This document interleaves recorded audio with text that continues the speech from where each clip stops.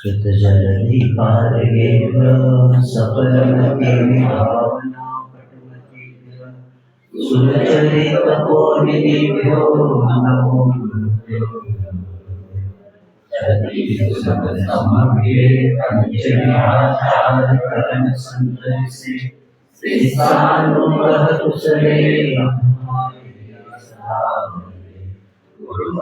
संजयेन तरति संसार सायं घोरं जिन्मन्यप्रथमं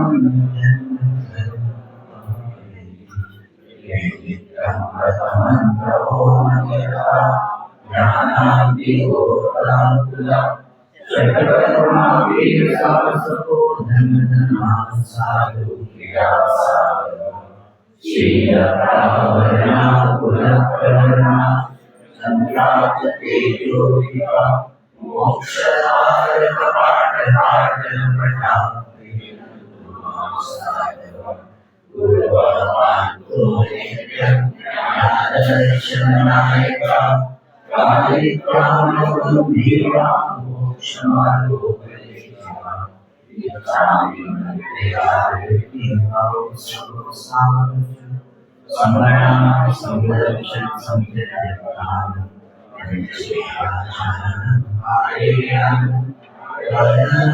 वर्णविष्णुदेशं भुवच्छायां तेयमपायां संवत्सां सेयं पंचेभि पूज्येभि वन्दामि नमस्सामि अमको वेदां सुरेगमनं समाहितं ओम नमः श्रीवर्धमानाय देवोत्तरयामहे सालोकानां त्रिलोकानां यद्विद्यादर्पणाय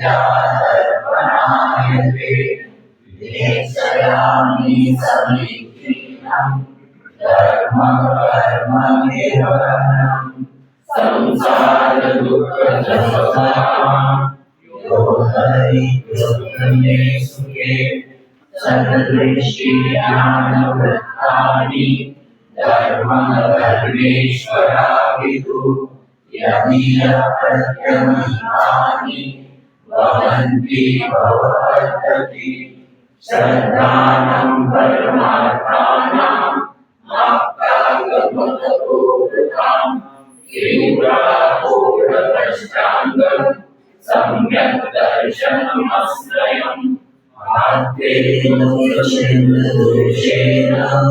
सर्वज्ञेनागमेशिना भवितव्यं नियोगेन नान्यथा भवेत् शुक्तिपासादरातङ्क जन्मान्तकभयस्मया रागद्वेषमोहास्य व्यष्टात्वसप्रकीर्तये परमेशी परं योगी विरागो विमलपति सर्वोद्योनादिमभ्रान्त सर्वशास्त्रोपलायते अनात्मार्जुनविनाशाये शास्त्राशास्त्री सतोहितम् वदनं शिल्पी रसप्रसारं मुद्रा विरागोपद्यमनोलङ्घ्य मध्यष्टेशविरोधकं तत्त्वोपदेशपुत्साकं शास्त्रं तावदर्शनम्।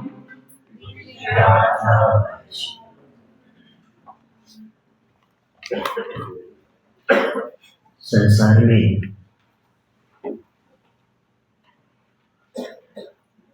प्रत्येक जीव प्रत्येक भाव में किए हुए कर्मों को भोगने के लिए आगे के भाव को प्राप्त करता रहता है।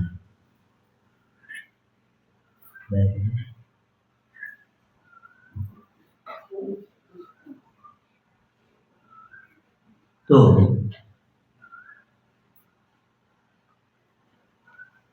हमें धर्म ही दुखों से बचा सकता है। और इसलिए आचार्य कुंभदेव कहते हैं कि मिथ्यात्व, अविरत और असंयम ये अनादि काल के हमारे आत्मा के साथ जो उपयोग लगा है, उसी के कारण हम दुख के पात्र बनते आ रहे हैं। इसलिए धर्म के मर्म को समझे बिना हम कल्याण के पात्र नहीं बन सकते, क्योंकि धर्म के मर्म को समझने वाला व्यक्ति ही कर्म का हनन कर सकता है। और इसी बात को लेके मैं आचार्य कहते मैं समीचीन धर्म को आपको बताता हूँ। मैं इसलिए समीचीन शब्द आचार्य समझवाद लिखते हैं कि जो धर्म प्राकृतिक है, इसलिए हमने उस दिन बताया था जैन धर्म न प्राचीन है न अर्वाचीन है, जैन धर्म समीचीन है। और समीचीन शब्द हमें बताता है कि ये कृत्रिम नहीं प्राकृतिक है। वस्तु का स्वभाव क्या है? धर्म है।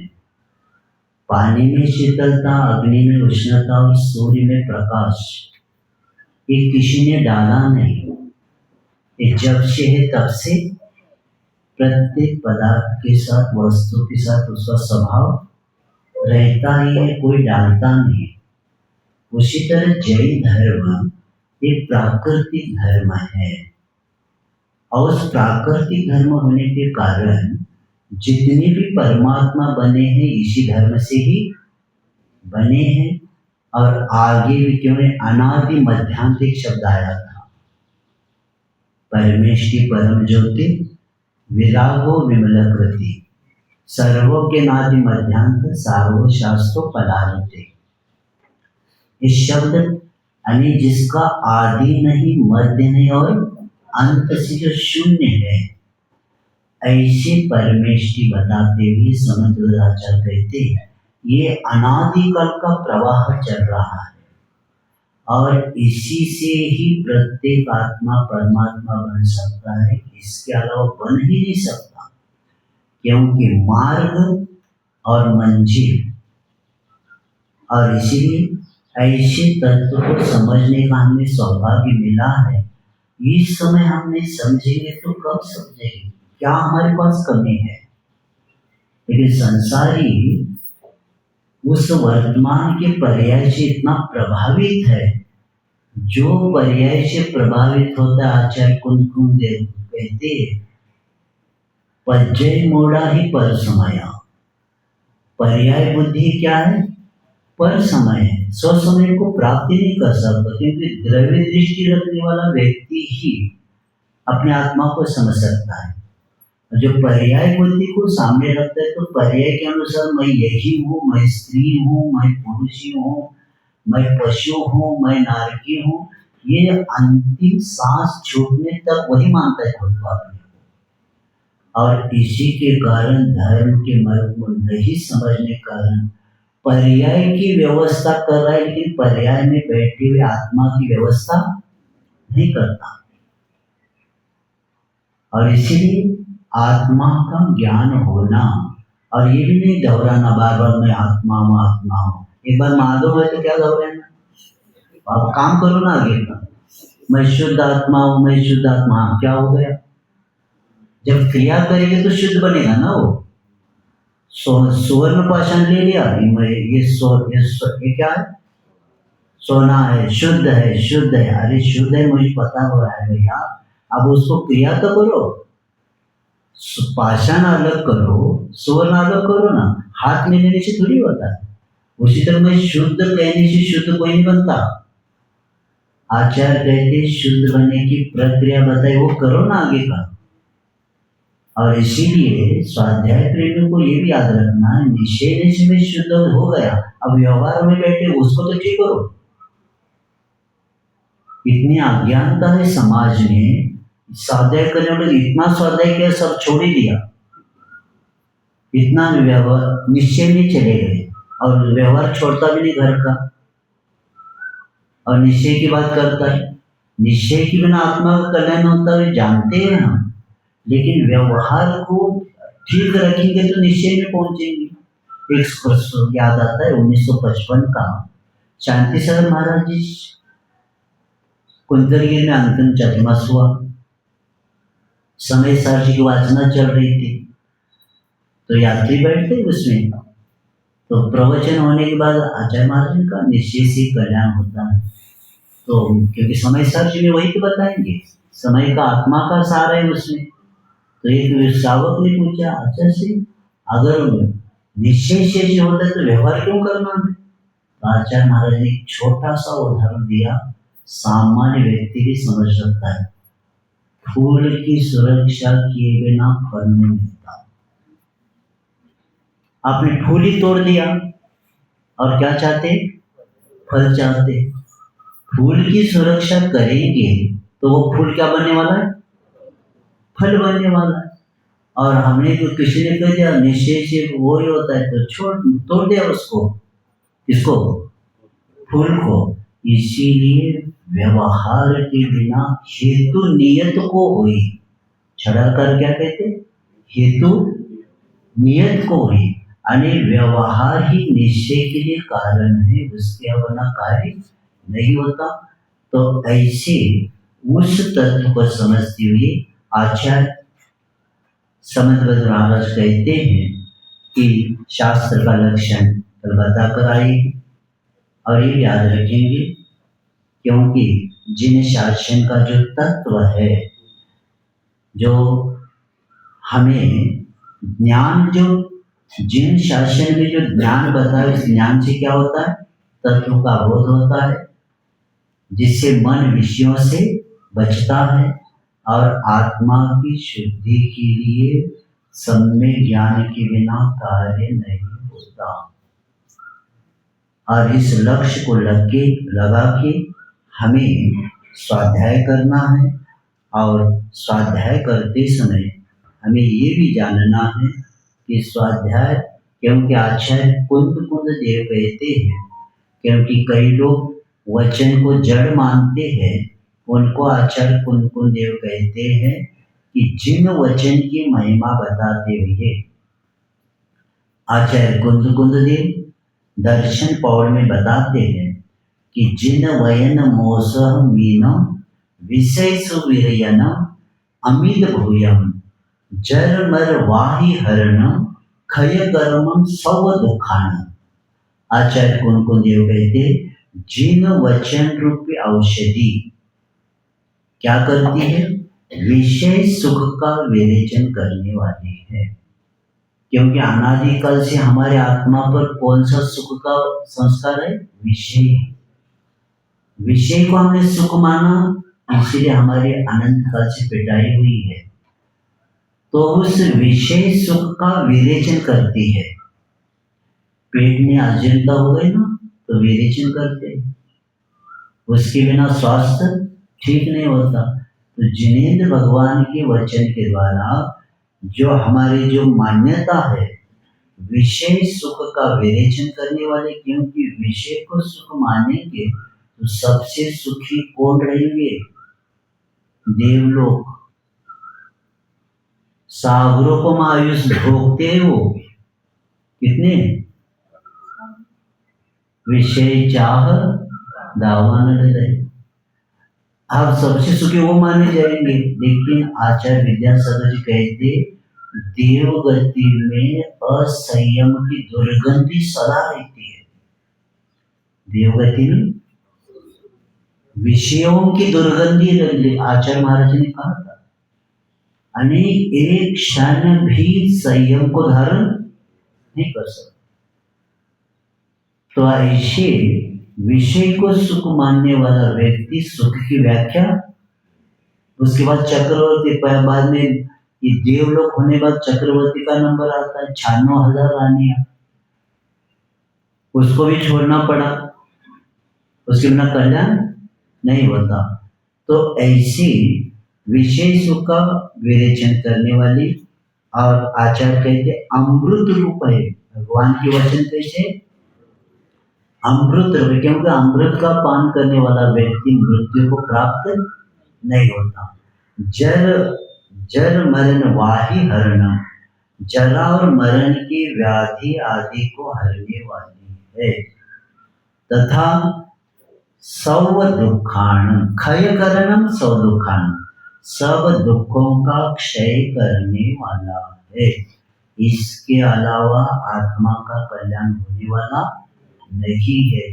आप लोग पढ़े लिखे लोग हैं, थोड़ा सा समय दे दो जिनवानी को, उसके बिना कल्याण 3 काल में होने वाला नहीं। 24 घंटे में 1 घंटा तो स्वाध्याय प्रत्येक घर में होना ही चाहिए। सब मिलके करो, वर्तमान पढ़ो, लेकिन पढ़ो। क्यों समझ में नहीं आता? बाकी का सब समझ में आता है, लेकिन कल्याण की बातें समझ में नहीं आती, क्योंकि विषयों का इतना मोह महामद पियो अनादि। इसलिए को भी गहन मोह, अमृतचंद्र आचार्य समय सार कक्षा में कहते क्या मोह का कितना प्रभाव है, बड़े बड़े लोग भी चपेट में आ जाते हैं। तो ऐसी मोह को कम करने के लिए जिनवानी का आधार लेना है, और इसीलिए ये बता के आचार्य समन्वय आचार्य कहते हैं हमें जीवन का विकास करना है। तो उसी लिए पहले दिन बताया था, आचार्य विद्यासागर जी कहते रत्नकुंड श्रावकाचार्य श्रावक को जीने की कला सिखा देता है। जब तक रत्नकुंड श्रावकाचार्य श्रावक नहीं पढ़ेगा तब तक जीने की कला नहीं आ सकती। और ये भी याद रखेंगे, क्योंकि पूज्यपाद आचार्य कहते, कई लोग कहते विद्वान लोग कि मैंने सिर्फ स्वाध्याय किया, उसका थर्मामीटर बताओ क्या है? यथा यथा समायाति संवितो तत्व उत्तमम तथा तथा न रोचन्ति विषया सुलभापि। जैसे जैसे तत्व का ज्ञान होता है वैसे वैसे व्यक्ति विषयों से दूर होता है। अगर आप खुद को स्वाध्याय आप मानते ना और विषय से प्रभावित हो रहे, तो आपने अभी स्वाध्याय शास्त्र तो पढ़ा, शास्त्र पढ़ने से स्वाध्याय नहीं होता।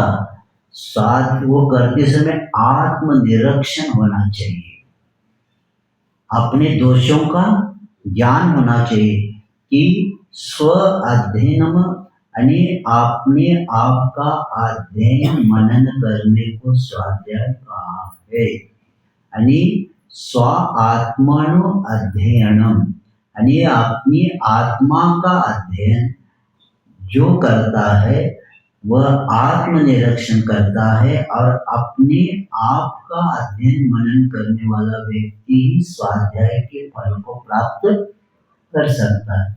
और ये भी याद रखेंगे, स्वाध्याय करते समय अन्यथा नहीं लेना। मैं किसी के टीका नहीं करता, लेकिन वस्तुस्थिति मुझे रखना पड़ेगा। ऐसा नहीं कहना कि महाराज कहाँ का क्या बताया, मैं रेफरेंस की मैं बोलूंगा भी नहीं। शास्त्र लेने से पहले प्रकाशन कहाँ का पहला देख लेना। क्या कह रहा हूं? शास्त्र हाथ में आते ही प्रकाशन और संपादक प्रामाणिक हो तो खोलना, नहीं तो चले जाओगे तो दूसरी जगह। क्योंकि 2-3 रेफरेंस रखता हूँ। जैसे कहाँ कहाँ है बताने की जरूरत नहीं पड़ेगी, मैं पढ़ती तो मैं आपको याद आएगा कहाँ का है। पुण्य से, जिनवानी से, महाव्रतादि से आत्मलाभ मानने वाला महा असत्य अभिप्राय का सेवन करने वाला मिथ्या दृष्टि है। इसका उपदेशक असत्य वक्ता है और मिथ्या दृष्टि तथा शुभ भाव वास्तव में असत्य है, हिंसा है। 10 लक्षण धर्म सोनगढ़ से प्रश्न नंबर 42 और 43। इसलिए अन्यथा नहीं लेना, क्योंकि वेदना है, इसलिए मैं पेज नंबर सहित आपके सामने रख रहा हूं। अब बताओ, महाव्रतादि से आत्मलाभ मानना भी मिथ्या दृष्टि मानना। अब क्या करेंगे तुम? यानी व्यवहार चारित्र वो मानते हैं, इसकी जरूरत नहीं, उनका कहना है। और यहां तक बताया है दान, पूजा, दया, व्रत आदि, व्रत भक्ति आदि के शुभ भाव या हिंसा आदि के अशुभ भाव, ये सब अधर्म भाव है। शरीर की क्रिया से आत्मलाभ मानने वाला बिल्कुल बहिर्दृष्टि मिथ्या से 10 लक्षण धर्म, उनकी किताब है, वहां देख लेना। और यहां तक लिखा है कि जिन मंदिर में मूर्ति को सामग्री चढ़ाना और पूजा बोलने वाली क्रिया जड़ की पूजा है, बताओ, क्योंकि उनके यहाँ है ही नहीं प्रतिमा, ये जड़ पूजा है। जो कर्ता मान बनता है वह चारों गतियों में भ्रमण कर निगोद जाता है। द्रव्य पूजा का भाव अनंत संसार का कारण है। जैन सिद्धांत प्रवेश रत्नमाला भाग 5 प्रश्न नंबर 113। बताओ, श्रावक पूजा नहीं करेगा, इसलिए तो कई हमारी श्राविका और कई श्रावक भाव पूजा, भोजन भी भाव से करो ना। व्यंजन दिखाएंगे आपको, बड़ी बड़ी थालियां, और ऐसी वस्तु बनाएंगे, देखते ही रस गिर जाएगा तुम्हारा, बिना खाए। जब जड़ यानी भोजन, आचार्य एक बार बता रहे थे कि आत्मा खाती नहीं पीती नहीं, आचार्य एक बार प्रवचन बोल रहे थे। अच्छा, खाती नहीं पीती नहीं तो ठीक है। तो आचार्य ने एक बार बताया, अगर नमक भूल गया उन्हें समझ लो और नमक नहीं डाला है, तो आचार्य जी ने एक शब्द बताया था कि जो कहता है आत्मा खाती नहीं पीती नहीं, वह सब नमक आदि का त्याग करना चाहिए। खाती नहीं आत्मा, क्यों डालना नमक? और आचार्य जी ने कहा था, कई विद्वान ऐसे हैं कि कई पदार्थ तो थाली में हुए भोजन नहीं करते, वही सब्जी चाहिए, वही लड्डू चाहिए। तो आचार्य जी ने कहा, कई लोग नमक अगर थाली में नहीं है तो थाली भी सुदर्शन चक्र बन जाता है। समझ में आता है? सुदर्शन चक्र ने थाली को क्या करता है, वो फेंक देता है। क्यों? नमक। अरे आत्मा खाती नहीं पीती नहीं, क्या करना है? जो दिया खाओ ना, नीचे देखकर मौन के साथ। ये सब नाटक है। प्रवचन का विषय है अलग है और आचरण का विषय अलग है भैया। एक द्रव्य दूसरे द्रव्य का कुछ नहीं करता। सब बताना ठीक नहीं अभी ज्यादा। और छड़ाला का अष्टम वृत्ति प्रश्न नंबर 148 क्या लिखा है मालूम है? दान, दया, पूजा, व्रत आदि के शुभ भाव मंद दशा है, ये जीव के चारित्र का अशुभ दशा है। क्या करना? तो इस तरह हमें शास्त्र हाथ में आते ही, और देखो समय सा प्रवचन भाग नंबर 2 पृष्ठ नंबर 9, जिनेंद्र भगवान की पूजा, मुनि को दान, तीर्थ यात्रा, व्रत उपवास, तपस्या आदि धर्म नहीं है, क्योंकि उनके यहाँ वो चलता ही नहीं, क्योंकि उनके यहाँ कहीं कहीं स्थानक होता है, वह प्रतिमा नहीं होती, और वहीं से तो आए थे वो इधर। और ये बता के, किंतु ये सब जड़ की क्रियाएं, देखो मुनि को दान देना भी जड़ क्रिया बताया, अब श्रावक क्या करेगा, तीर्थ यात्रा भी, व्रत उपवास धर्म नहीं, किंतु ये जड़ की क्रियाएं हैं, इनसे संसार ही बढ़ता है, और इनको धर्म मानने वाला मिथ्या दृष्टि है। समय सार प्रवचन भाग 2 पृष्ठ नंबर 9, आपको ढूंढना न पड़े, जाकर देख लेना। इसीलिए आचार्य और एक कहते को छड़ाला जो है आता ना, कपिलादिक रचित अभ्यास आता है ना छड़ाला में, तो ये छड़ाला भाग एंड छड़ाला दूसरी ढाल में, और छंद नंबर 13 क्या लिखा है, महाव्रत दया दान पूजादि चरणान योग का प्ररूपण करने वाला शास्त्र कुशास्त्र है। इसका अर्थ क्या हुआ, अरे रत्नगर श्रावकाचार्य भी कुशास्त्र हो गए, श्रावण मूलाचार्य भी कुशास्त्र हो गए, क्योंकि वो कहते महाव्रत दान पूजा का प्ररूपण करने वाला शास्त्र कुशास्त्र है। छड़ाला दूसरी ढाल में छंद नंबर कितना 13, इसीलिए इसमें बहुत लोग चपेट में आ गए, क्रमबद्ध पर्याय भी आ गया उसमें। अब क्रमबद्ध पर्याय पढ़ने वाले ने क्या किया, मेरे क्रम में ऐसा ही था, कई लोगों ने प्रतिमा भी छोड़ दिया, व्रत छोड़ दिया लोगों ने, जो उन्होंने पंचम गुण स्थान को प्राप्त किया था उन्होंने भी क्या किया, सब छोड़ दिया। ये सब क्रिया कांड है, कुछ है नहीं इसमें। और ऐसे करके इतना अहित हुआ दिगंबर जैन समाज का कि थोड़े से लोग थे उसमें से इतना विघटन करवाया, और उसके विघटन के कारण क्या क्या होने लगे, अलग अलग मंदिर बनने लगे, ये होने लगे, मुनि महाराज को के द्वारा पंचकल्याण नहीं करने लगे। इसी के कारण समाज में इतना क्या बताए सत्य धर्म के ऊपर। और आचार्य महाराज जी ने केसरी में एक विद्वान जो प्रमुख थे उनको समझाया, केसरी में आचार्य जी ने समझाया, पंडित जी आप क्या कर रहे हैं, ये क्या हो रहा है, आप जानते हैं शुद्धोपयोग का पहला शुद्धोपयोग किसको होता है, रत्नत्रय साधन है और शुद्धोपयोग साध्य है।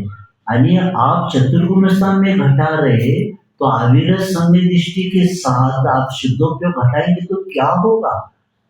मुनि महाराज को जब छठे गुण स्थान में नहीं हो रहा है, समझ में आ रहा है, छठे गुण स्थान में मुनि महाराज को नहीं होता शुद्धोपयोग, सातवें में होता है, जब छठा सातवां होता है तब होता है वो। और आप कहाँ घटा रहे, तो उन्होंने ये की आचार्य श्री अब मेरे पीछे बहुत ऐसे आचार्य श्री के हाथ थे, पंडित जी ने क्या कहा, मेरे पीछे बहुत जनता है, आप परिवर्तन नहीं हो सकते। ये शब्द है केसरी के, आचार्य श्री ने हम लोग को मूलाचार्य की क्लास में बताया। लेकिन पंडित जी कितने लोगों का अहित हुआ, आप परिवर्तन नहीं होगा, क्योंकि बहुत शास्त्र छपे हैं, शादी में भी बांटे हैं समय सार, इसमें शादी में भी समय सार बांट दिया, और जो समय सार पढ़ने वाला शादी करता ही नहीं। और क्या, आत्मा की चर्चा करने वाला वो जानता है पर्याय बुद्धि, वहां पर पर्याय के साथ जाने द्रव्य दृष्टि रखना है अपने को, इसीलिए अन्यथा नहीं लेना। क्योंकि जो सत्य हमने और एक किताब छपी थी उसमें से कई विषय आपको पेज नंबर से बताया, ज्यादा जानकारी हो तो आवाज से ले लेना। अब कहते हैं सद दृष्टि ज्ञान वृत्तानी नहीं है, श्रद्धानम परमार्थानम आप्तागम तपोव्रता।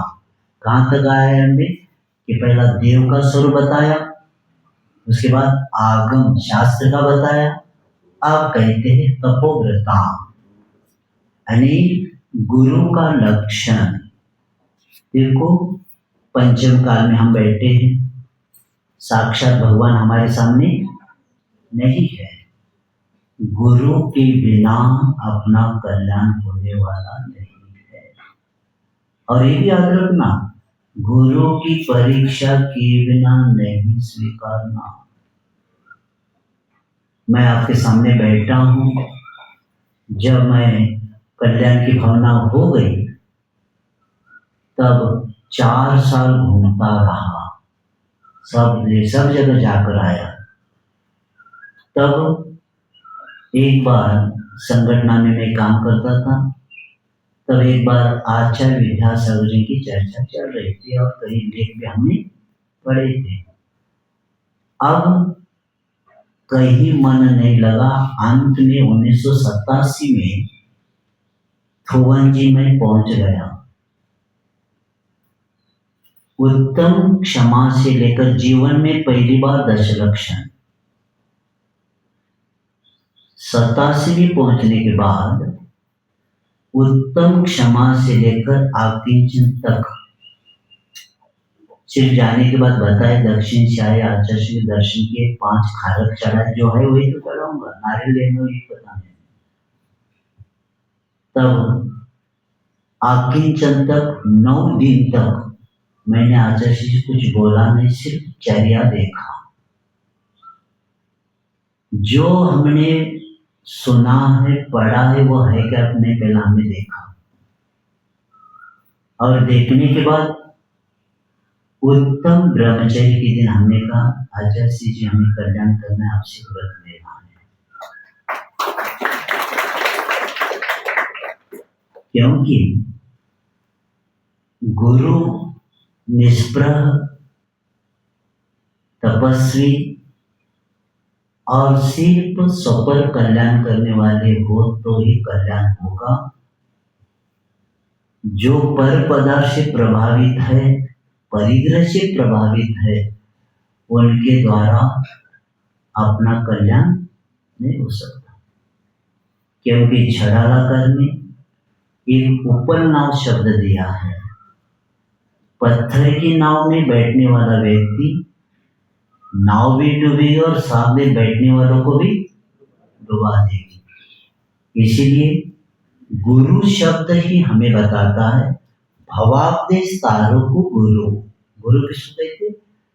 संसार रूपी समुद्र से पार कराने वाले को गुरु कहा है। ये कहाँ है? क्षत्र चूड़ामणि में आया है। कहाँ है? क्षत्र चूड़ामणि में आया है। भवाब्देश तारों को गुरु, यानी जो संसार रूपी समुद्र से क्या करते हैं? पार करा देते हैं, ऐसे ही गुरु है, इसके अलावा गुरु नहीं होते।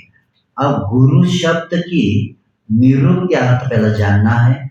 गु शब्द से अंधकार और रू शब्द से निर्वर्तक, यानी जो अंधकार से प्रकाश की ओर लेके जाते हैं उनको गुरु कहते हैं। मिथ्यात्व रूपी अंधकार, अज्ञान रूपी अंधकार और असंयम रूपी अंधकार से कहाँ लेके जाते? प्रकाश की ओर, यानी हमें सम्यक दर्शन की ओर लेके जाने वाले, हमें ज्ञानी बनाने वाले, और जो खुद उस तत्व को समझ के हमें मार्गदर्शन देने वाले होते, उनको क्या बोलते? जिनके द्वारा गुणों का विकास होता है, इसको गुरु कहते हैं। गुरु किसको कहते हैं?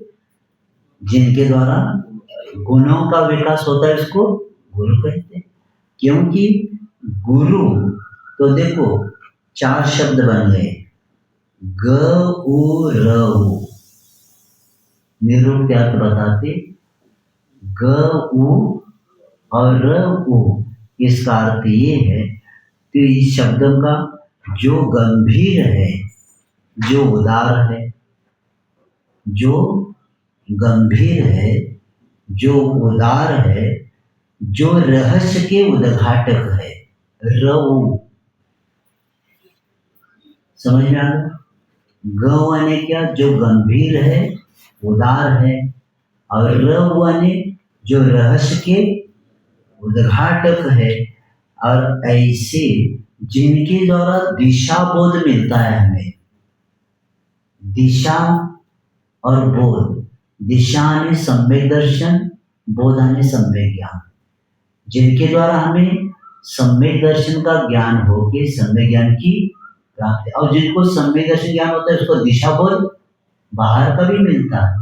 तो दिशा बोध जिनसे मिलता है और जो कल्याण का पथ प्रशस्त करते हैं, और जो हमारा परिचय प्रभु से करवा देते हैं। किसको?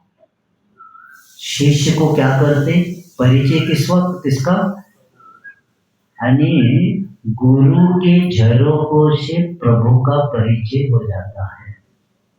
गुरु रूपी झरोकों से किसका होता है? प्रभु का परिचय हो जाता है। और ऐसे गुरु जो जैसे धरती में उर्वरता की कैसी भी हो, जब तक पानी नहीं गिरता तक हरियाली नहीं आती। धातु कितना भी अच्छा हो, लेकिन जब तक उसको शिल्पी नहीं मिलता तब तक उससे आभूषण आदि नहीं बनते। और हीरा कितना भी अच्छा हो, जब तक खान में से निकालने के बाद योग कारीगर के हाथ में नहीं जाता तब तक उसमें मूल्यांकन उसका बढ़ता नहीं। तो उसी तरह हमारे जीवन में गुरु ही, क्योंकि वर्णी जी, जिनेंद्र वर्णी जी इतने विद्वान थे कि प्रति गाथाएं कंठस्थ थी, और उनको पहला लगा कि मैं खुद संलिखना करूंगा। जब उनको पता चला कि उनकी ऐसी ऐसी आदतें थी, तो उनको लगा मैं खुद संलिखना नहीं कर सकता। तब मुक्तागिरी में पहली बार आचार्य सिंह से मिले, मार्गदर्शन दिया, और श्री बाजार में उन्होंने अंत में क्या किया? आचार्य सिंह से संलेखना लिया। तब आचार्य सिंह ने परीक्षा करने के लिए अब मुनि भी बन गए, अस्वस्थ इतने हो गए कि जागृत है क्या नहीं पूछने के लिए समय सार की गाथा, ऊपर के लाइन नीचे और नीचे के लाइन आचार्य सिंह क्या किया? ऊपर किया। इसलिए क्या? जागृतता है कि नहीं की। तो तुरंत वर्णी जी ने हाथ जोड़ के कहा, आचार्य सिंह जी मुझे लगता है ये ऊपर होना चाहिए, और ये देखो कितना विनय, यानी आपकी गलती नहीं कहा। क्या कहा? कि मुझे लगता है ऐसा होने की संभावना है, आप जैसी कहेंगे मैं करूंगा। तो आचार्य ने बहुत अच्छा आचार्य ने कहा, यानी जागृतता कितनी थी। और इसलिए अंत में लिखा है, मुझे अंत में अच्छे वैद्य मिले। अब अंत में संलेखना दिया है, इसलिए याद रखेंगे कि गुरु के बिना अपना कल्याण होने वाला नहीं है। और देख लेना, जो जो परिवार गुरु संस्था से जुड़ा है गुरु को, उस परिवार का नियम से कल्याण होता ही है। और जो परिवार साधु से दूर जाता है उनके यहाँ संस्कार नहीं टिकते। भैया बड़े बड़े प्रकरण है, आपको समाज में देखते जाओ। तो ऐसे गुरु के तपोव्रत के बारे में अब बताते हैं गुरु का। क्योंकि देखो कई लोगों की मान्यता है देव और गुरु पर श्रद्धा है, लेकिन गुरु के ऊपर श्रद्धा नहीं। आचार्य कहते हैं हिंसा रहिए धम्मे, यानी हिंसा से रहित धर्म, और 18 दोषों से रहित, और गुरु के ऊपर श्रद्धा किए बिना सम्यक दर्शन नहीं होता। ऐसे आचार्य कुंद जी मोक्ष पौड़ भी बताया। तीनों पर श्रद्धा होना चाहिए, देव पर श्रद्धा रखा, शास्त्र गुरु पर नहीं रखा।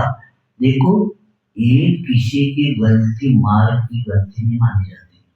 पहले ये पैसे मन से निकालो, कहाँ साधु दिखते, ठीक है ये किसी, क्योंकि स्वयं शुद्ध से मार्ग क्या है?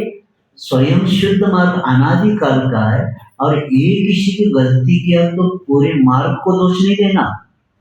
एक व्यक्ति का कर्म का उदय है, उन्होंने गलती किया, इसका अर्थ क्या है? मार्ग ही नहीं, ऐसे कहेंगे क्या? अगर ऐसे कहेंगे तो अनादिकाल के मार्ग को दोष देने का पाप लगेगा। मार्ग ही नहीं कह रहे, मुनि ही नहीं होते कह रहे। जो अच्छे उनको देखो ना, बुरे को क्यों देखते? क्योंकि बाकी के समय तो देखो मार्केट में जाते ना, 10 रुपए का नारियल कितनी बार बजाते? 15 बार। क्यों बजाते? खोबरा भी चाहिए, पानी भी चाहिए, और मिट्टी का वो भी बजाते। हाँ, कितना बजाते? बहुत ऐसे बहुत वस्तु खरीद कर रहे हम, और इतनी बजाते तो यहाँ धर्म करते समय क्यों नहीं बजाते? अमूल्य धर्म को करते समय क्यों नहीं बजाते? यहाँ भी बजा कर लो ना। आचार्य कहते डंकी जब बजा के लिए, आचार्य समध्व महाराज कहते परीक्षा किए बिना देवगुरु शास्त्र को स्वीकारना नहीं चाहिए। तब जाकर, क्योंकि कर्म की निर्जरा का साधन है हमारे तीन, ये तीनों पर श्रद्धा रख के बिना कर्म की निर्जरा हो ही नहीं सकती। समझ में आएगा? तो ऐसे गुरु का लक्षण अभी बता दें। विषयासावसाति तो निरारंभो परिग्रह ध्यान ध्यान तपोरत्नस् तपस्वी स प्रशस्यते।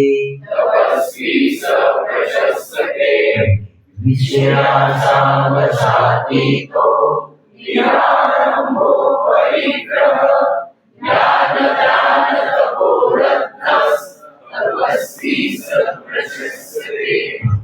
आचार्य कहते हैं जिनकी पूजा करने से, क्योंकि आगे 115 पर जो श्लोक है वह नवदा भक्ति का वर्णन करते समय आचार्य कहते हैं, समध्वाचार्य, कि जिनकी वंदना करके ऊंचे गोत्र प्रणित भोग, यानी जिनकी वंदना करने से उच्च गोत्र का बंध होता है, वो गुरु कैसे होना चाहिए? विषयासा वसाति तो निरारंभो परिग्रह। सिर्फ प्रणाम करने से, नमोस्तु करने से भी उच्च गोत्र का बंध होता है। क्या जैन धर्म में सब मिला, इतना पुण्य कमा सकता है जैन कुल में जन्मने वाला व्यक्ति, लेकिन ज्ञान का अभाव है। तो विषयासा वसाति तो निरारंभो परिग्रह, एक एक शब्द को समझिए, बहुत अच्छा विषय। अब विषयासा वसाति तो इसका शब्द क्या बन गया? विषय, आशा, वश, अतीत, 4 शब्द बन गए। विषय, आशा, वश और अतीत। इसका अर्थ क्या?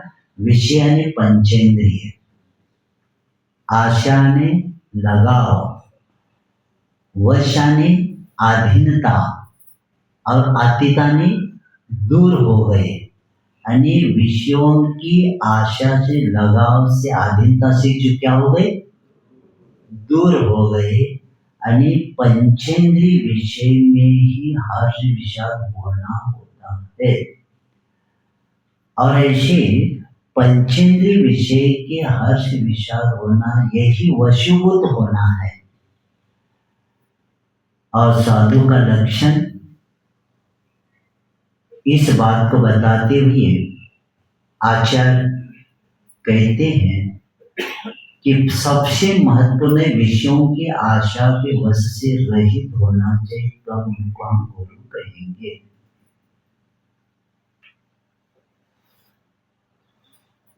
क्योंकि विषय अधीनता से इसलिए जरूरी है क्योंकि विषयों से प्रभावित होने वाला गुरु हो ही नहीं सकते। इंद्रिय कितनी है? 5 है। अब प्राय करके लोग कहते 5 तो इंद्रिय है, लेकिन विषय कितने हैं? सुनना, पाठशाला में पढ़ाया था और दोहराते थोड़ा सा। स्पर्शन इंद्रिय के विषय कितने हैं? 8 है। रसन इंद्रिय के 5 है। घ्राणेन्द्रिय के 2 है। स्पर्श रस गंध वर्ण 5 है और कर्मेंद्रिय के 7 है। तो कितने हो गए? 27 हुए। इंद्रिय 5, विषय कितने? 27 और मन 28। तो कितने हो गए? इंद्रिय 5, विषय 28। और देखो, पांचों इंद्रियों के स्थान है, लेकिन मन का स्थान दिखाई नहीं। मांगता कौन है? कौन मांगता है? आत्मा। कौन मांगता है? मन मांगता है। भोक्ता कौन है? और जिसे रसगुल्ला खाना है, किसने भोगा? कौन सी इंद्रिय ने भोगा? रसनी इंद्रिय भोगा। और पिटाई किसकी हो गई? आत्मा की हो गई। मांगता एक, भोगता है दूसरा, और तीसरे की ये कौन करता है? मांगता कौन? मन। इसीलिए आचार्य कहते हैं, मन को काबू में लिए बिना आप विषयों से दूर हो नहीं सकते।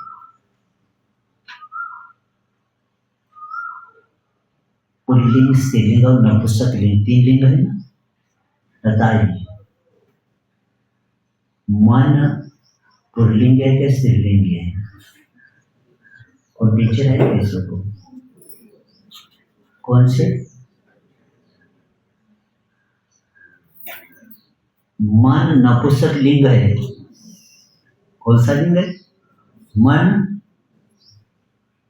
और नपुंसक भोगता है क्या? भोगता है क्या?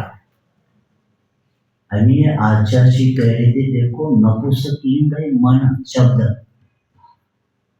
वो भोगता नहीं, सिर्फ भाव करता है, मांगता है।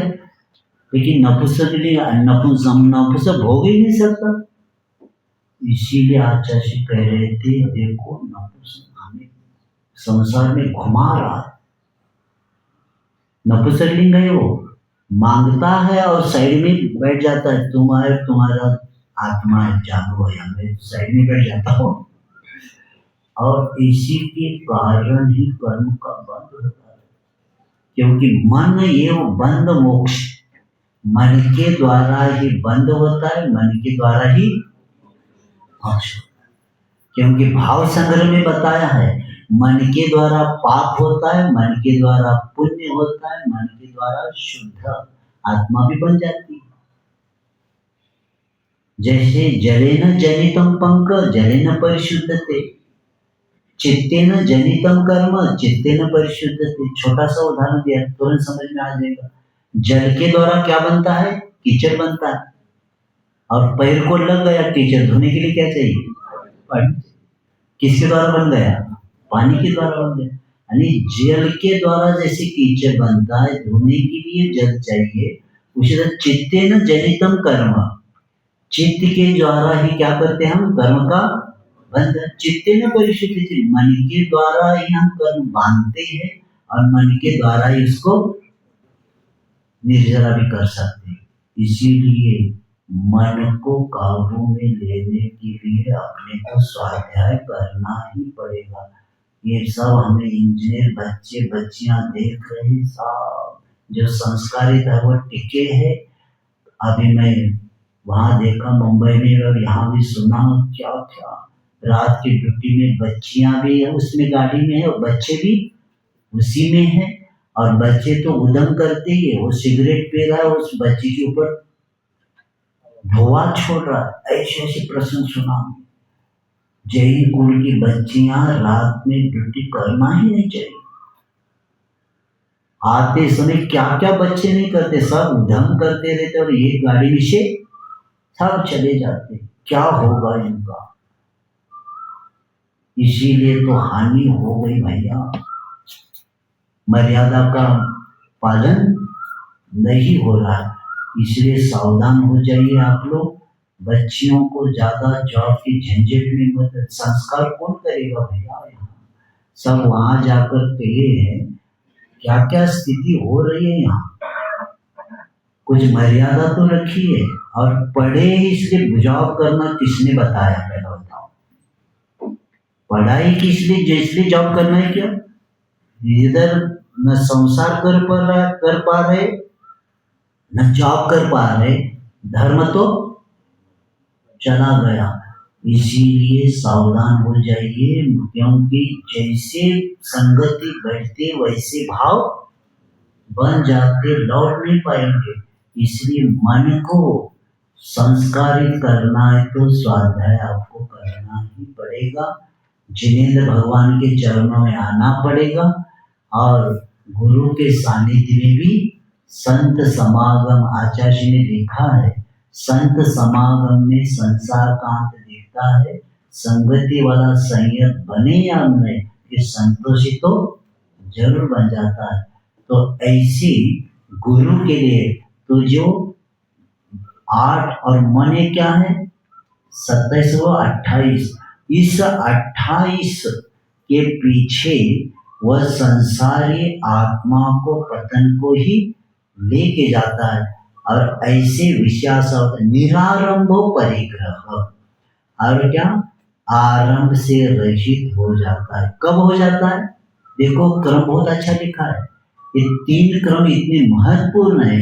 यानी जो विषयों की आशा से दूर रहता है वही आरंभ रहित होता है, और जो विषयों के अधीन होता है वह नियम से उसको क्या करना पड़ता है?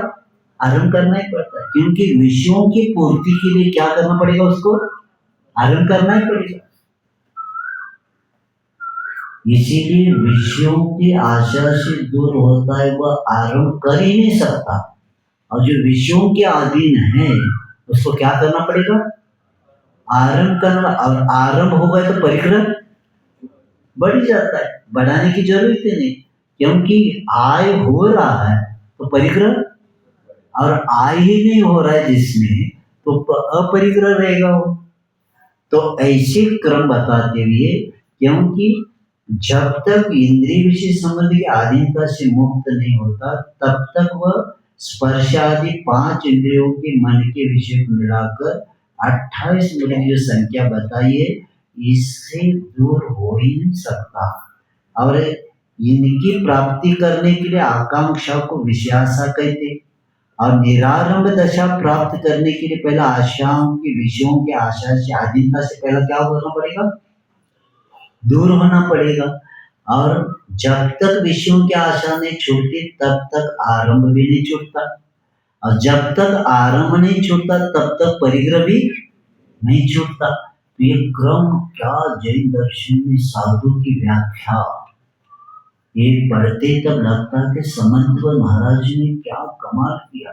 साधु और क्या शब्द दिया? तपस्वी शब्द दिया। यहाँ कौन सा शब्द? तपस्वी शब्द दिया, क्योंकि तपस्वी के बिना ये कार्य हो ही नहीं सकता। जो संसार से प्रभावित है वो कर नहीं सकता ये सब, वो तो न घर का न घाट का हो जाता है। तो ऐसी निरारंभ परिग्रह, परिग्रह रहित हो वही। और देखो 2003 में अमरकंटक में जब हम लोग थे तो ये नोट नया कुछ बदल गया था 2003 में। कौन सा नोट मुझे याद नहीं। तो ये श्रावक दिखा रहा था शाम की भक्ति के बाद आचार्य से बैठते, कोई लोग बैठते चर्चा, तो किसी ने बताया आचार्य से ये नोट अभी नया आया। तो आचार्य से दूर से देख रहे थे, तो ब्रह्मचारी छूने की कोशिश की, आचार्य हाथ मत लगाओ। ब्रह्मचारी को आचार्य ने कहा छूना नहीं उसको। आप किसको कह रहे? साधु को नहीं, ब्रह्मचर्य पर दूर से देखो। तो आचार्य ने दूर से देखा, कुछ चेंज क्या किया उसका। आचार्य की बहुत बुद्धि रहती है आणि क्या क्या परिवर्तन करते नोट में। पहले के नोट देखा है उन्होंने, आणि यहाँ तक नोट को छूने के लिए मना करते थे, लेना तो दूर। तो इसीलिए परिग्रह से जो प्रभावित होता है वह 3 काल में ज्ञान ध्यान तपोरक्त। वो ज्ञान ध्यान में तप में भी रक्त 2 शब्द आते कई शास्त्रों में। यहाँ आचार्य समर्थ महाराज जी ने जो रक्त और रत्न 2 शब्द आते हैं, ज्ञान ध्यान तपो रक्तस और ज्ञान ध्यान तपो रत्नस। तो यहाँ 2 शब्द इसलिए दिया है क्योंकि वह जब इन कार्यों को, गुरु का प्रमुख कार्य क्या, रत्नों की तरह श्रेष्ठ समझकर इन्हीं के संचय में रात दिन रहते। किसमें? ज्ञान ध्यान तप। इसको क्या समझते हैं तपस्वी?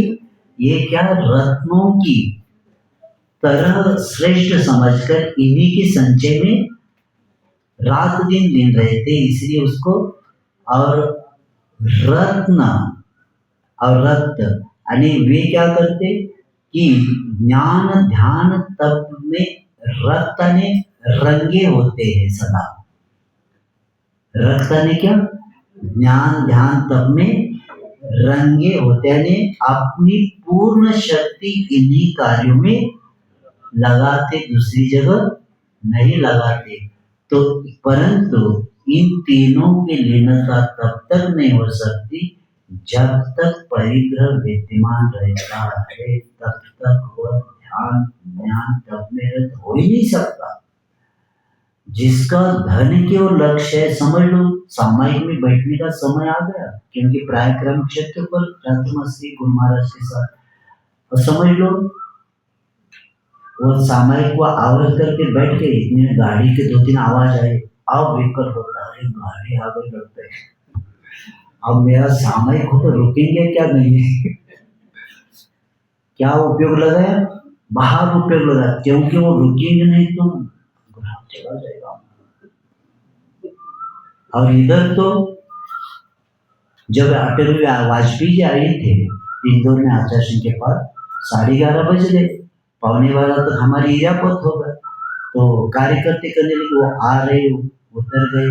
अब बस ऐसी बस में कार में बैठे, आचार्य जी का भैया 12 बज गए, हमारा तो समय हो गया। आचार्य जी सामयिक को बैठ गए और अटल जी वहाँ पंत प्रधान आ गए, और तो 1.5 घंटा उनको क्या करना पड़ा? बैठना पड़ा। कोई भी आ जाए आवश्यक समय में ही होगा। इसको कहते ज्ञान ध्यान तपोरक्त। क्योंकि गुरु का ये क्यों होता है? इसीलिए ज्ञान ध्यान मुख्य कार्य माने गए हैं। और ये करने से अर्थात स्वाध्याय के द्वारा क्या होता है? अपने ज्ञान को बढ़ाना, योग और कषाय जनित चंचल को दूर करने के लिए स्वाध्याय होता है।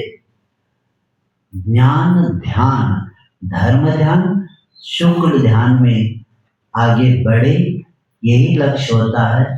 और वे तप करते हैं, अनशन, ओनोदर, वृत्ति परिसंख्या, रस परित्याग, विविध शय्यासन और कायिक क्लेश। ये बाह्य तप और प्रायश्चित, विनय, वैयावृत्त, उत्सर्ग आदि को लेके, प्रत्याख्यान आदि को लेके और ध्यान, ये 6 अंतरंग तप को वे क्या करते? धारण करते। ये गुरु का प्रमुख कार्य है। और इन्हीं कार्यों के द्वारा क्या होते? रत्नत्रय की वृद्धि हो जाती है। और इसी लक्ष्य को लेके मुनिराज अपनी क्रिया करते हैं, क्योंकि आचार्य जी कहते हैं ये दिगंबर रूप भगवान के रूप के अनुसार है, उसको अच्छे पालना, इस पद का गौरव रखना, क्योंकि इसी पद से ही भगवान बनते हैं। इसलिए इसके जिनलिंग कहा है। कौन सा जी? मुनि महाराज का लिंग कौन सा? जिनहीन, क्योंकि जितने भी परमात्मा बने हैं पहला मार्ग कहाँ से प्रारंभ होता है? महाव्रत से प्रारंभ होता है। इसी पद के कारण ही आगे जाकर जैसे और कर्मों की निर्जला का भी साधन है, उनका भी है, और सामने वालों के लिए भी देखो दर्शनम देखते तीसरी लाइन है ना, दर्शनेन जिनेन्द्राणाम साधुना वंदनेन न चिरं तिष्ठते पापम छिद्रहस्ते यतो। यानी जिनेन्द्र भगवान के दर्शन और गुरु की वंदना करने से क्या होता है? न चिरं तिष्ठते पापम, जैसे छिद्र हस्ते गने छिद्र सहित हाथ में पानी डालते क्या होता है? न चिरं, ज्यादा समय तक पानी डालते ही निकल जाता है। उसी तरह भगवान के दर्शन और गुरु की वंदना से न चिरं तिष्ठते पापम छिद्र हस्ते यथोदकम, शास्त्रों में बहुत जगह मिलता है इसको।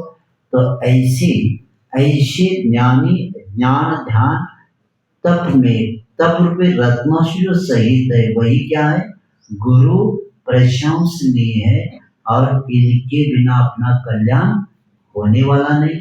और इसीलिए आचार्य कहते हैं कि ऐसे गुरु के बिना हम हमारे उस आगे की यात्रा कर नहीं सकते, और यही हमें उस मार्ग की ओर लेके जा सकते हैं। और इन्हीं के कारण जैसे आचार्य महाराज जी ने बताए थे अमरकंटक में 10 बजे है, आप ऑफिस जा रहे हैं कुछ काम कर रहे, तो सिर्फ भाव करना सब व्रती त्यागियों का मुनि राजों का आहार निरंतर। बस आचार्य जी कहते ये भाव करने से भी 2.5 दिन में जितने रहे ना मुनि राज, उनके आपको क्या लगेगा? पुण्य लगेगा। भाव करना है अपने को, भावों में दरिद्रता क्यों किया जाता है? तो ऐसी क्रियाएं है ये ग्रास के पीछे श्रावक के कर्मों की निर्जरा होती, और मन वचन काय का सदुपयोग वही होता है, बाकी की जगह अशुभ में जाता है। सिर्फ श्रावक पूजन करते समय और दान देते समय 2 ही जगह क्या होता है? श्रावक की असंख्यात गुणे निर्जरा, मन के द्वारा भी, वचन के द्वारा भी और काय के द्वारा भी क्या होता है? निर्जरा होती। बाकी के समय सब अशुभ में जाता है। इसलिए ये क्रियाएं इतने महत्वपूर्ण है। और मैं कई बार देखता हूँ, मुझे कई बार कौन लोग कहते महाराज कैसे सब बता दे। अब देखो आप ग्रास दे रहे या पानी दे रहे, अब हाथ में ग्लास है और इसको लगाते, यानी दोनों को पुण्य मिलने वाला था, दोनों हाथ को, तो एक हाथ को मिल गया, 2.5 हाथ को मिल गया। कलशा ढालते समय भी मंदिर में क्या करते? भैया दोनों हाथ से ढालो, दोनों को पुण्य मिलेगा हाथ को। कितनी छोटी सी बात है।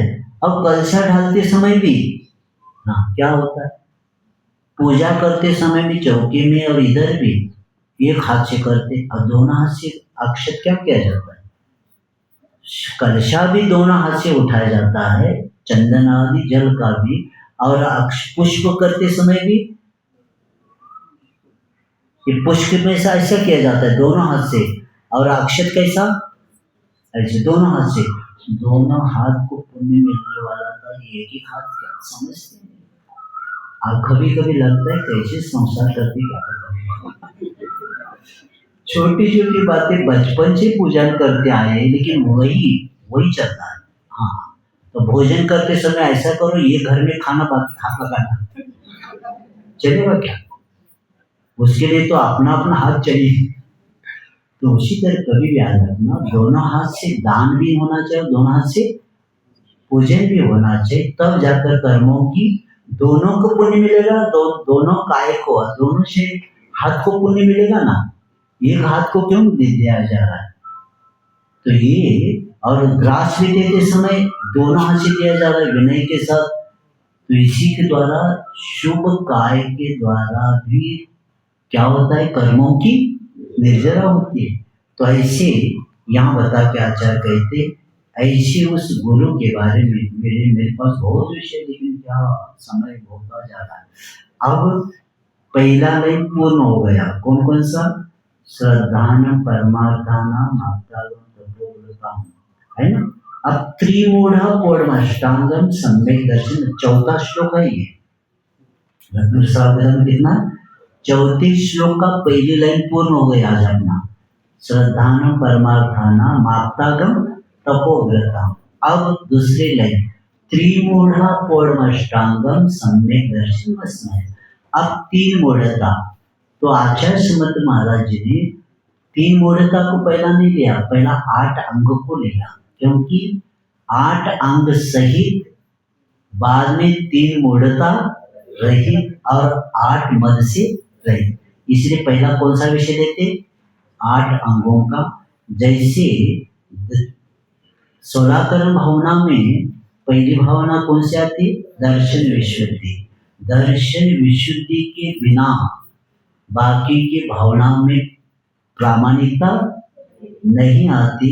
उसी तरह 8 अंगों में जय दर्शन में पहला अंग निशंकित अंग, ये अगर आपके पास नहीं है तो आगे का धर्म आप कर ही नहीं सकते, इसलिए आगे बताते इदमेव दृश्यमेव तत्त्वं नान्यं च चान्यथा इति कंपाय सांभोव सन्मार्गे संशयारुचि इदमेव दृश्यमेव तत्त्वं नान्यं न चान्यथा इत्यकंपाय सांभोव सन्मार्गे संशयारुचि। अब इस ग्रंथ में सम्यक दर्शन का विषय आप्त आगम गुरु का माना गया है।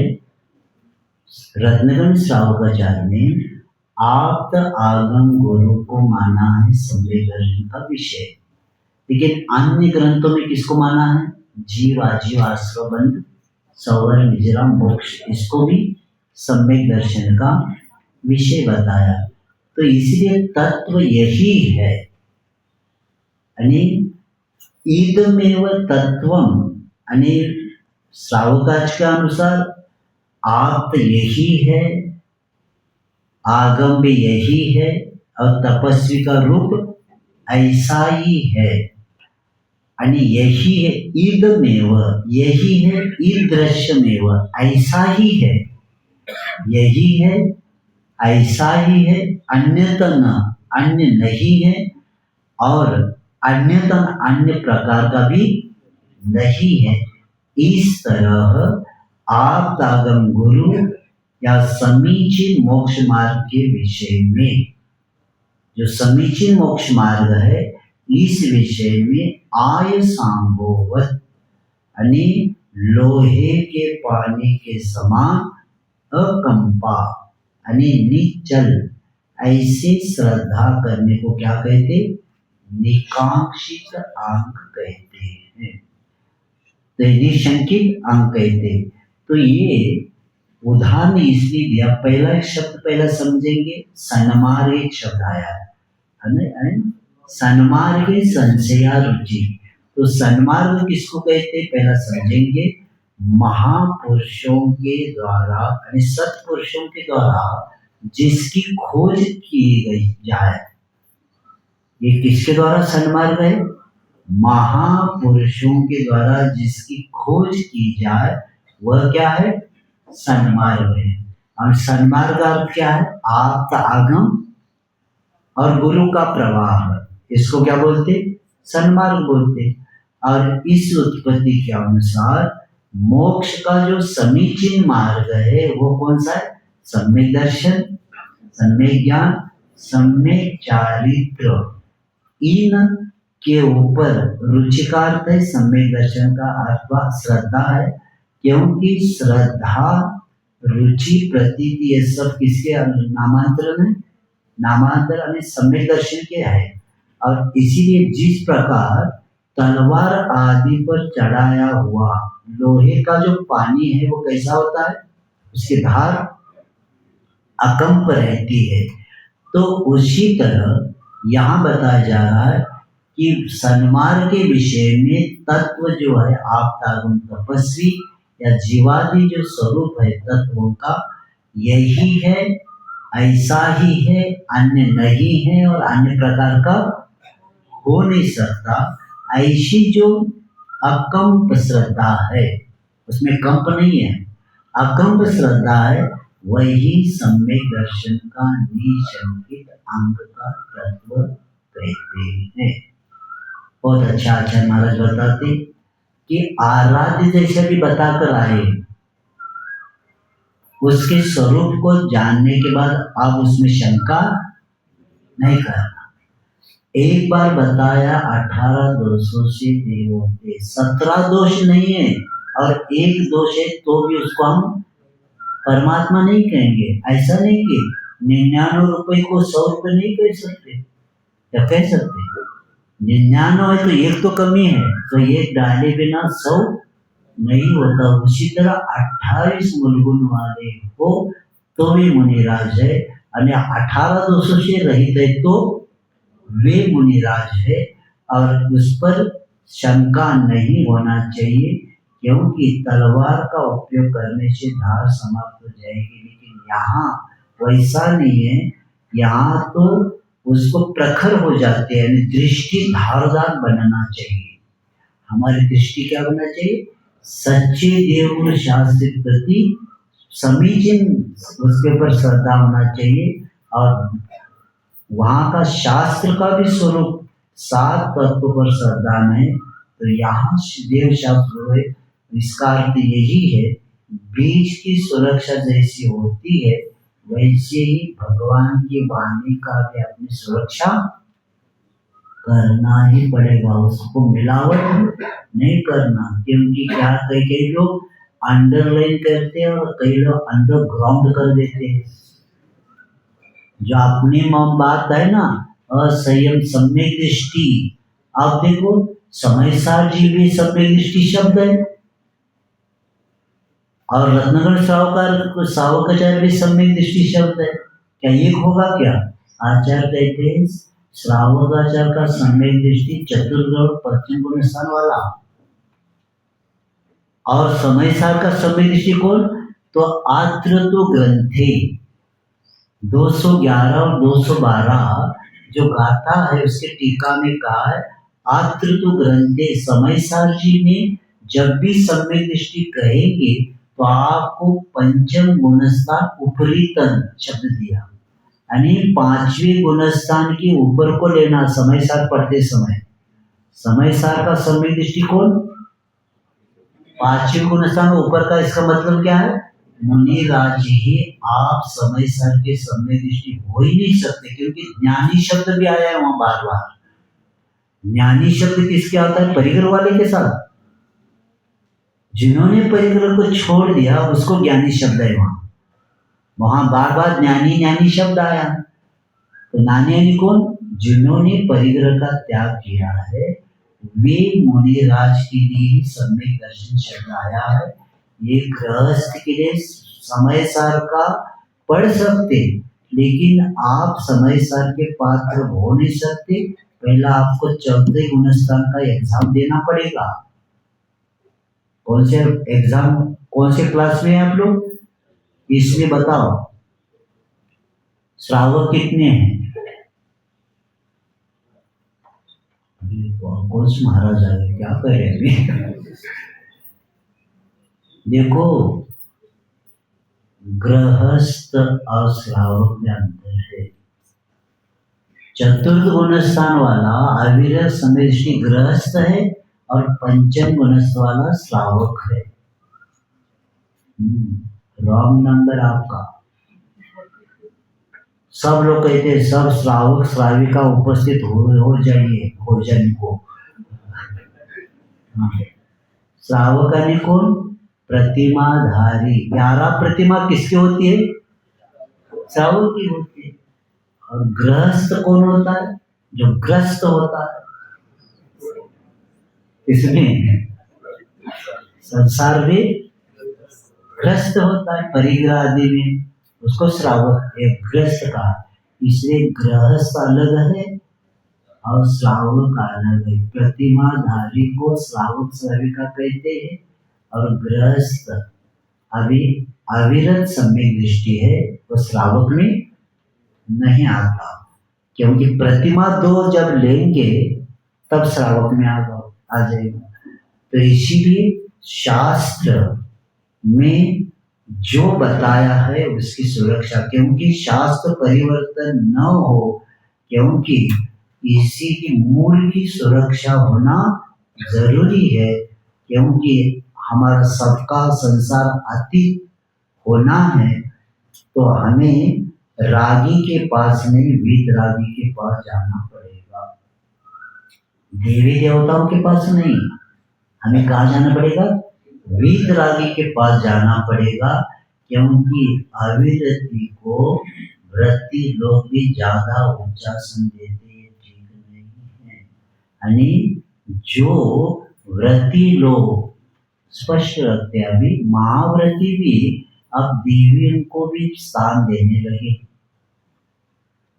इनका गुण स्थान कितना? मुनि महाराज का 6वां और देवी का कितना? अरे भैया सुनो, कभी आकाम निर्जरा करे भवन त्रिक में सुरतन धरे।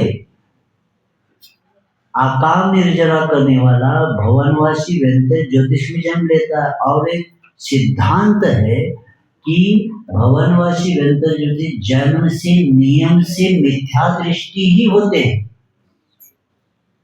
सम्यक दर्शन प्राप्त कर भी सकते हैं, नहीं भी कर सकते। जन्म उनका जैसे हम पंचम काल में हम जन्मे, हमारा जन्म किसके साथ? सम्यक दर्शन साथ। किसके साथ होता है? मिथ्या के साथ। इसलिए गुरु महाराज कहते हैं जन्म दिवस नहीं मनाना, पाप लगेगा तुम्हें। मुनि राज को जन्म दिवस बताओ, उनका जन्म कब हुआ? मुनि महाराज का जन्म कब हुआ? दीक्षा होने के बाद। और उसके पहले उनका जन्म कैसे हुआ था? तनु उपजत अपनी। अब मुनि महाराज 3 काल में अगर वे जन्म दिवस मनाते तो मिथ्यात्व का समर्थन है इसमें। शरीर की उत्पत्ति को आत्मा की उत्पत्ति माना उन्होंने। इसीलिए गुरु महाराज कहते जनता मनाती तो दीक्षा दिवस मना सकते, उसमें भाग नहीं लेना ज्यादा। और ये तो जन्म दिवस तो अपने को मिथ्यात्व का समर्थन हो जाएगा। वो किसका? मिथ्यात्व का समर्थन हो जाएगा।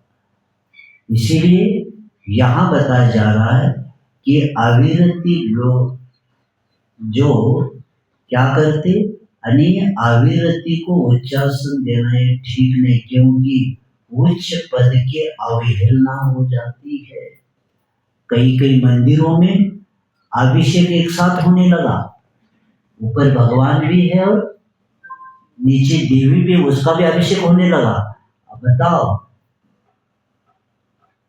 इसके प्रतिमा रखने पहले क्या होती है? उसकी वेदी की शुद्धि होती है। कितनी कलशों से? 81 क्या होता है? कलशों से शुद्धि होती। किसकी? वेदी की। क्यों? पंच कल्याण की प्रतिमा के अलावा किसी का उस पर प्रतिमा रख ही नहीं सकते। कौन बताएगा? पंथ के पीछे क्या क्या होने लगा, धर्म भी गड़बड़ होने लगा, क्योंकि देवी देवता का वो स्थान है ही नहीं वेदी पर। मैं अभी डोंबिवली में गया था तो तुरंत ऊपर जाते नीचे, हमने कहा भैया कल मैं यहाँ नहीं आऊंगा आपके यहाँ, क्योंकि जिनके द्रव्य क्षेत्र काल भाव और भव जो पंच परावर्तन में जो था उनका नाश हो गया। ऐसे भगवान के साथ ऊपर ढालते उस पर ढाला, हम नहीं आ सकते इसमें। दूसरे ने उन्हें बंद किया, महाराज हमें पता नहीं था, किसी ने बताया नहीं। हमने कहा भैया जिनका एक भी कल्याणक नहीं हुआ है क्या? बताओ देवी देवताओं को देवगति में कितने कल्याणक होते हैं। अरे जन्म गर्भ ही नहीं, जन्म गर्भ कल्याणक नहीं तो जन्म कहां से होगा। उपवास जन्म होता है देवगति में, कौन सा होता है, कौन समझाए। और छड़ा में भी पढ़ के आए, राग द्वेष मलिन से शस्त्र से होते वो देव नहीं होते। मैंने वो जब कुंभोज भगवती में जब ये छड़ा पढ़ रही है, 5वीं का विद्यार्थी आया मेरे पास, वो कहते हैं महाराज ये कई महाराज छड़ा नहीं पढ़े क्या, हमें उनको जाकर पूछ लिया। 5वीं का लड़का मुझे पूछता है, मुझे समझ में आ गया वीतराग देव के बना देव होते नहीं, कौन समझाएगा इसको। इसीलिए आचार्य जी कहते हैं बहुमत से भी सिद्धांत परिवर्तन नहीं हो सकता। सिद्धांत तो और धर्म सम्यक दर्शन का करने वाले कम ही लोग रहेंगे, क्योंकि धर्म बहुत दुर्लभ है भैया। हर व्यक्ति येरा गावड्याचं काम नहीं जैन धर्म करने का, मराठी बोलते हैं येरा गावड्याचं काम, और हर व्यक्ति जैन धर्म नहीं कर सकता, क्योंकि जो मोक्ष को देने वाला है, जो कर्मों की निर्जरा करने वाला है और उस आत्मा का उत्थान करवाने वाला है, ऐसा धर्म हर व्यक्ति कर ही नहीं सकता। उसके लिए बहुत भाव का पुण्य चाहिए। जैन कुल में आने वालों को भी देव का निर्णय नहीं हुआ, दल बदल, सोमवार को एक देव, मंगलवार को एक देव, गुरुवार को एक देव, शनिवार को एक देव, रविवार को एक देव। गांव के देव कम पड़े, देव भी कम पड़े मिथ्यादृष्टि लोगों को। अतिशय हो गया, पहुंच गए। क्योंकि जैन दर्शन चमत्कार को नमस्कार नहीं करता, चमत्कार को नहीं करता। वो जानता है ये चमत्कार बाहर होता है, चैतन्य चमत्कार होना चाहिए, वितरा के बिना नहीं होता चैतन्य चमत्कार। तो इसीलिए आचार्य कहते हैं यही है, ऐसा ही अन्य नहीं हो सकता। और ये भी याद रखना कि कई लोग संसार की सामग्री को प्राप्त करने के लिए कहीं देवी देवताएं और अन्य जगह जा रहे, जिसका आता भी नहीं और पता भी नहीं कौन है वो, पता भी नहीं ये कौन है। और लोग सब जगह जा रहे, लेकिन उनको समझ भी नहीं आता हम किसको पैर पड़ रहे। क्योंकि संसार में जो सामग्री मिलती है ये सब पुण्य पाप पर ही सब आधारित है। पुण्य का उदय हो तो मिलने वाला है, पाप के उदय में कोई भी वस्तु नहीं मिलने वाली। और पुण्य पाप पर विश्वास रखोगे तो देव भी सहायता करते हैं सम्यक दृष्टि की।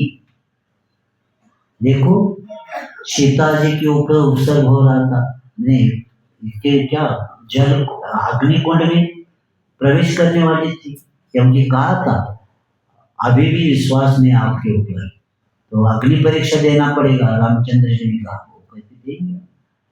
जब वो अग्निकुंड जलाया था और उसी वक्त देवलोग ऊपर से जा रहे थे, तो एक देव कहता है बाकी के छोटे जो सातवें देव थे जाओ जल्दी और पतिव्रता उस सीता जी की सेवा करके पुण्य कमाओ। सम्यक दृष्टि शब्द आया वहां, सम्यक दृष्टि सीता की सेवा करके क्या करना, पुण्य कमाओ।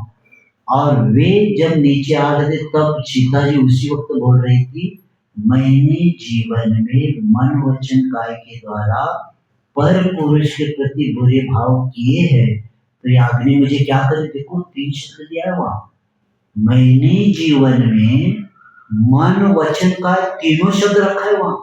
क्या इसीलिए तो सती शब्द आया है, महासती शब्द सीता को क्यों है, उन्होंने मन में भी किसी पर पुरुष के प्रति भाव नहीं किए। मन वचन कार्य इन तीनों के द्वारा अगर मैंने पर पुरुषों के प्रति मेरे भाव बिगड़े हैं और मैंने भाव किए तो ये अग्नि मुझे क्या करे, जलाए। ऐसे बोल के नमोकार मंत्र वो जब कूदती है और वही अग्निकुंड क्या बन गया, जल। इसको कहते देव भी सम्यक दृष्टि की सेवा करके पुण्य कमाते। ये शब्द दिया है इसीलिए हमें जिनेंद्र भगवान पंच परमेष्टि के अलावा किसको स्मरण करने की जरूरत ही नहीं। और ऐसे इसलिए आचार्य समद्वद आचार्य कहते हैं कि धर्म की रक्षा हमें करना है। और उपासना धर्म की रक्षा किसके द्वारा होगा? जब तक हम खरे देव और शास्त्र के द्वारा ही उपासना किए बिना धर्म की रक्षा हो ही नहीं सकती। इसलिए सावधान हो जाइए। अभी तक अज्ञानता के साथ कुछ हुआ हो सब छोड़ देना, क्योंकि जब जागे तब सवेरा, तुरंत छोड़ना। अभी तक अज्ञानता ज्ञान नहीं था, इसलिए स्वाध्याय सब प्रश्न का उत्तर अब मैंने अभी बताया था। शास्त्र कौन सा भी नहीं उठाना, वक्ता प्रामाणिक हो, प्रकाशन संस्था हो, नहीं तो खींचने वाले का नहीं पढ़ना। और जो अभी बताए जा रहे हैं ना, देखो ये पुराण में ऐसा लिखा है वैसा लिखा है। अरे भैया, जब हमारे आचार्य ने बताया है जैनों के दिगंबर समाज में आप है तो वीतराग देव कोई हो ही नहीं सकते। देव अलग है, भगवान और भक्त का संबंध है। ये जो देवी देवता है ये कौन है? हमारे भगवान के कौन है? मंदिर में जाते इसमें निश्चय निश्चय किसको कहा? अच्छा, ये भी पता है। इसका अर्थ क्या है? श्रेष्ठ कौन? नहीं, निश्चय निश्चय किसको कहा आपने? इसका मतलब है आप साइड में हो जाओ तो श्रेष्ठ आप हो गए या वो हो गए? हाँ, आप भी कर रहे हैं, हमें भी करना है। आप क्या थोड़ा सा हमें जगह दे दो, हम सब मिलके क्या करेंगे? तीन लोग के नाथ की पूजा करेंगे। इसका अर्थ ये है वो भी भक्त है और आप भी भक्त। भक्त को आगे चलाता है क्या? देखो अब इतनी थाली भरी एक विश्व से क्या होता है? आर्य किसका चढ़ता है? रत्नत्रय के अलावा आर्य नहीं चढ़ता। और रत्नत्रय क्या होता है? क्योंकि धवला में आया है पूज्यता किसकी? रत्नत्रय की पूज्यता। अब उसमें क्षुल्लक आर्य भी नहीं आता, आर्य का भी नहीं आता। जहां कपड़ा है वहां परिग्रह है, और जहां परिग्रह है वहां पूज्यता तीन काल में नहीं हो सकती। कौन बता रहे? कहीं इसलिए हमारे गुरु महाराज ने पहला हम जब शुल्लक बने थे तब पीछे दिया, तब बाद में विद्वानों के सबकी मान्यता प्राप्त कर तब आचार्य ने पीछे देना भी शुल्लक को बंद किया। क्यों किया? क्योंकि 11 प्रतिमाधारी है, वह कपड़ा रख सकता है, ये नहीं रख सकता, पीछे नहीं रख सकता, क्योंकि किसका उपकरण नहीं? संयम का उपकरण। और 11 प्रतिमा वालों के पास संयम अनुव्रत के रूप में होता है, संयम उनके पास नहीं होता।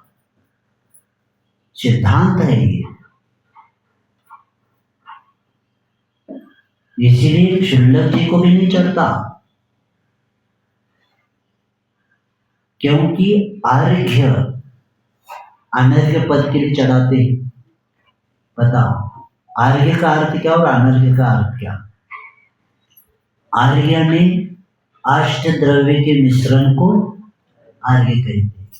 आर्य ने मूल्य और अनर्घ्य ने अमूल्य। मैं ये आर्य अमूल्य पद के लिए क्या कर रहा हूं? चढ़ा रहा हूं। अमूल्य पद कौन सा? मोक्ष पद। और उसके पात्र कौन है? मुनिराज और वितराग भगवान। इसके अलावा कोई है ही नहीं संसार में। हमारी परंपरा आगम के अनुसार परंपरा होती है, अपने सम के अनुसार परंपरा थोड़ी होती है। तो इसीलिए अपने को ज्ञान सिद्धांत के अनुसार चलना है, क्योंकि देखो जो ज्यादा दिन से होता है ना वो भी परंपरा बनती है। सिद्धांत के अनुसार अपनी परंपरा होना चाहिए, अपने मन के अनुसार परंपरा नहीं चलती। एक ने गलती किया तो सब गलती करेंगे क्या? तो इस बात को बता के आचार्य कहते हैं कि धर्म की रक्षा करना है तो हमें सच्चे देव गुरु शास्त्र की उपासना करना पड़ेगा। और मार्ग की सेवा सिर्फ बोलने से नहीं, मार्ग पर चलने से ही होती है। है। मार्ग की सेवा कब होती है? चलने के बाद होती है। तो ऐसे निशंकित अंग का वर्णन हो गया। और कभी भी याद रखना, शास्त्र पढ़ते समय कभी कभी क्या होता है, सुनो सुनो 2 मिनट आपको कहना है मुझे। तो शास्त्र पढ़ते समय कभी कभी क्या होता है, जो निशंकित तत्व गुण का प्रत्यक्ष व अनुमान आदि प्रमाणों के अनुसार पदार्थों का विषय में संशय होता नहीं, लेकिन कभी कभी क्या होता है, सूक्ष्म है, अंतरित है और दूरवर्ती पदार्थ के विषय में क्या होता है, कदाचित संशय होने की संभावना होती है। तब ऐसे पदार्थों को वीतराग सर्वज्ञ देव की आज्ञा मात्र से स्वीकृत करना चाहिए। भगवान की वाणी है, अब हम दिखा नहीं सकते, दूर के पदार्थ है, सूक्ष्म पदार्थ, ये भगवान की वाणी है। इसलिए 10 सम्यक में आज्ञा सम्यक तो आता है। कौन सा? आज्ञा सम्यक। भगवान की वाणी है, इसलिए अपने को क्या करना है, स्वीकारना है। और इसी के उनकी सम्यक दृष्टि, जीव की जो ये श्रद्धा विषय दृढ़ता है, इसी दृढ़ता के कारण ही वो कभी भी पारलौकिक प्रलोभन से प्रभावित नहीं होता। और इसी बात को लेके निशंकित के बाद एकांशता करवाता है। पाठ करेंगे। विषयासावसातीतो निरारंभो परिग्रह ज्ञानदानतपोरत्नस्तपस्वी सप्रशस्ते इदमेवेदशमेव तत्त्वं नान्यं न चान्यथा नित्यमपायसाम्भोवत् सन्मार्गे संशयारुचि। जावानी के ज्ञान से सूर्य कालो स्वामी मस्तकं